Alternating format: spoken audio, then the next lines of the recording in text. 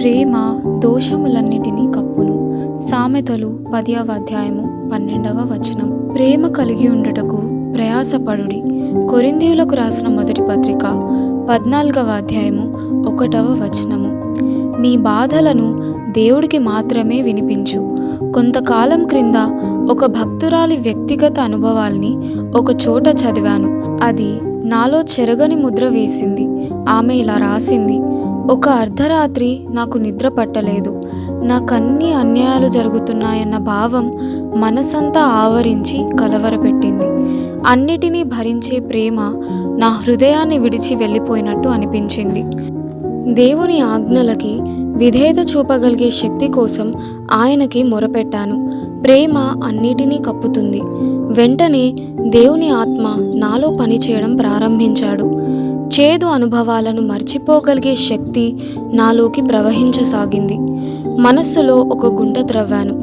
ఏకాగ్రతతో మట్టి అంతా తీసి లోతైన సమాధి త్రవ్వాను. నన్ను గాయపరిచిన విషయాలన్నింటినీ అందులోకి దించి త్వరగా మట్టితో పూడ్చేశాను. దానిమీద గడ్డి దట్టంగా పెరిగిన మట్టి పెళ్ళల్ని కప్పాను.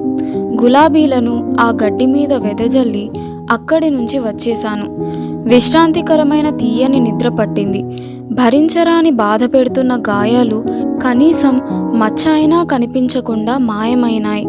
ఈ రోజున నాకు ఆ గాయాలేమిటో కూడా గుర్తులేదు. కొండ ఎదను మచ్చ మిగిలింది.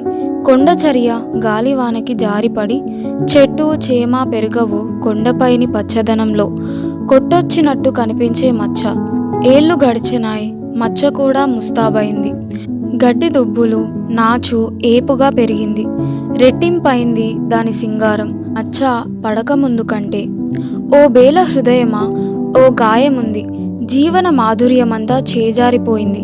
కాలం గడిచిన కొద్దీ ప్రేమ చేసిన పరిచర్య ఆ చేదును మార్చింది మధురంగా. అల్లన దేవదూత వచ్చింది. బాధను మాపే లేపనం పూసింది. గాయం మానిన గుండెలో మొలిచింది శాంతిని తెచ్చే శ్వేతవర్ణ ప్రేమ.